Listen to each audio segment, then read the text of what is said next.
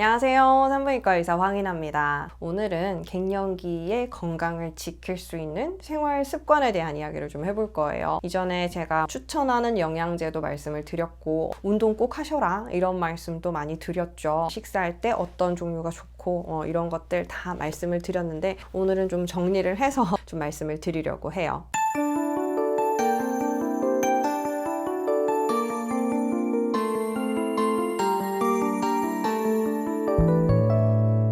갱년기가 되면서 문제가 되는 것들, 건강적인 문제들은 여러 가지가 생길 수 있겠지만 산부인과적으로는 갱년기가 된다고 해서 불규칙적인 생리 이런 것 때문에 좀 문제가 될 수는 있고요. 생리량이 갑자기 많아지는 분들이 있어요. 그런 것 때문에 이제 수술을 하게 되시는 분들도 있거든요. 그래서 그런 요인들이 있는지 이런 것들 검진을 받아보시는 거 굉장히 중요하고요. 폐경이 되어 가는데 생리량이 오히려 늘었다 라고 하는데 다른 수술을 하거나 이럴 문제는 없다라고 하신다면 철분제 같은 거 잘 챙겨 드시면서 건강 관리를 하실 필요가 있습니다. 그리고 혈당이라든지 콜레스테롤 같은 거 갱년기 되면서 굉장히 나빠질 수 있거든요. 고혈압도 많이 생겨요. 그래서 이런 것들은 산부인과에서 관리하시기보다는 내과에 주로 가시죠. 이전에는 저는 저혈압이었는데 갱년기 되면서 고혈압이 됐어요. 당뇨 진단을 받았어요. 당뇨 진단보다는 전 단계라고 말씀하시는 분들 정말 많거든요. 그리고 콜레스테롤 올라가서 약 먹기 시작했어요 하시는 분들 굉장히 많아요. 특히 이 시기 때 체중 증가가 어마어마합니다. 적게 찌는 분들은 1, 2kg에서 많이 찌는 분들은 정말 10kg 이상씩 쪄요. 그래서 폐경이 되면 우리가 임신 출산만큼 큰 변화다라고 얘기를 하잖아요. 몸무게도 막 임신했을 때처럼 붙는 분들이 있어요. 그래서 제가 갱년기가 오기 전에 미리미리 대비를 해서 운동을 좀 하셔야 한다라고 말씀을 드리는 거거든요. 운동을 꾸준하게 하시던 분들은 체중 증가가 적어요. 그리고 근육량이 어느 정도 확보가 되어 있기 때문에 그렇게 급격하게 늘지는 않습니다. 그리고 문제가 됐다라고 했을 때는 식사 조절 좀 하시고 하던 운동 조금 더 하시면 체중 조절하기가 굉장히 용이해요. 그래서 많은 부분들이 이런 체중 증가 때문에 오는 성인병 비슷한 이런 종류들이기 때문에 체중이 안 늘도록 관리하시는 거 굉장히 중요합니다. 식사 조절 당연히 하셔야 되고요. 갱년기가 되면 내가 먹던 대로 먹는데 몇 킬로씩 붓는다 하시는 분들이 있어요. 먹던 대로 먹으면 안 되고요. 일단 반만 드세요 라고 말씀을 많이 드려요.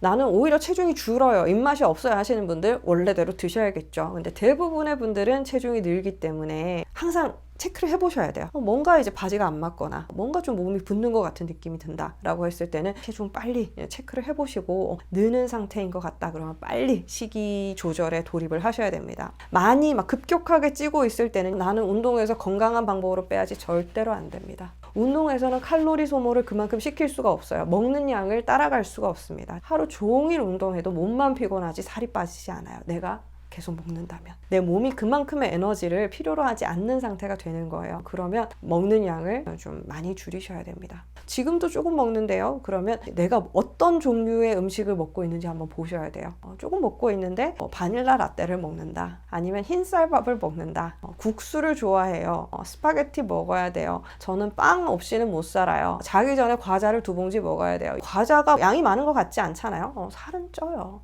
내가 먹는 종류 잘 보셔야 되고요. 특히 여성분들 과일 좋아하시는 분들 많잖아요. 요즘 과일은 옛날 과일이랑 달라요. 옛날 과일보다 당도가 훨씬 높습니다. 좋은 쪽으로 계량을 해서 우리나라에 좋은 과일 너무 많아요. 그러니까 당도도 훨씬 높습니다. 그래서 좋은 과일을 드실수록 당도는 더 높고요. 그래서 나는 밥 대신 과일만 먹어. 과일 채소 몸에 좋다 하는데 뭐가 나빠 하시는 분들 당은 그만큼 올라갑니다. 특히 갈아서 드시면 절대로 안 되고요. 그래서 과일 많이 드시는 분들이라면 그거 좀 주의하셔야 돼요. 조금씩 드시는 건 괜찮지만 내가 배부를 정도로 과일을 먹겠다? 절대로 안 됩니다. 그런 것들 좀 신경을 쓰셔야 됩니다. 식이 좋은 거 챙겨 드실 수 있으면 당연히 좋겠죠. 등푸른 생선 드시고 콩이나 두부 같은 거 단백질도 잘 섭취하시고 이러면 너무너무 좋겠지만 이게 잘 안 되잖아요. 저도 잘 안 됩니다. 집에 보면 냉장고가 텅텅 비어 있어요. 집에서 잘 안 해먹게 되고 건강한 식생활을 하려면 그만큼 이제 장도 보고 내가 요리도 하고 투자를 해야 되잖아요. 그런데 그럴 시간적인 정신적인 여유가 없는 분들, 저는 시간이 생기면 그 시간에 운동을 하지 음식을 하게 되지는 않더라고요. 그래서 그런 분들은 비타민이라도 꼭 챙겨 드세요. 비타민이 어떤 분들은 비타민은 어차피 소변으로 다 나오고 비싼 오줌을 만드는 방법일 뿐이다 라고 얘기를 하시는데요. 그래도 그래도 저는 먹을 때랑 안 먹을 때랑 몸 상태가 다른 거를 느껴요. 몸 상태가 안 좋아 보신 분들은 아실 거예요. 비타민 먹을 때 안 먹을 때 다른 거. 병원에서 비타민 주사 같은 거 맞잖아요. 눈이 번쩍 떠져요. 차이가 납니다. 그러니까 이게 차이가 없는 게 아니에요. 특히 에너지를 만드는 B군 챙겨 드시고요. 비타민 C가 여러 가지에 다 좋지만 이 나이 때 떨어지는 탄력 같은 거 회복하는 콜라겐을 좀 만들어주는 활성을 시키는 역할을 하거든요. 그래서 비타민 C도 챙겨 드셔야 되고 비타민 D 드셔야지 뼈 튼튼해지는 거 아시죠? 이 시기 때 제일 문제되는 거 골다공증이잖아요. 그러니까 비타민 요 세트로 같이 돼 있는 거 보통 종합 비타민 드시잖아요. 그죠? 그거 좀 잘 챙겨 드셨으면 좋겠고요. 그리고 질 환경이 굉장히 안 좋아져요. 호르몬제 드시는 분들은 그래도 덜 하겠지만 갱년기가 되면서 호르몬이 떨어지면요. 질 건조하고요. 질염 잘 생기고요. 방광염도 자주 생깁니다. 그러면 내가 관계할 때마다 관계하고 나면 다음날 방광염 걸리고 나 한 번도 그래 본 적이 없는데 갱년기가 되면서 이런 증상들 생겨 이런 분들 너무 많이 계세요.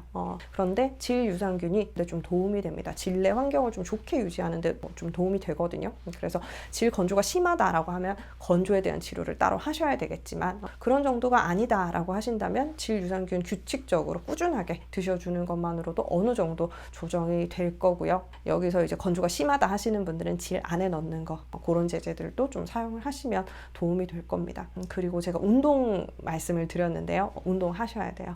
운동 평생 안 해보셨다 하시는 분들 너무 많거든요. 그런데 이때는 이제 안 하면 너무 힘들어서 안 돼요. 이게 내 몸이 아닙니다. 그래서 이전의 상태랑 똑같다고 착각을 하시면 안 돼요. 지금부터 다시 만들어 가야 되는 거예요.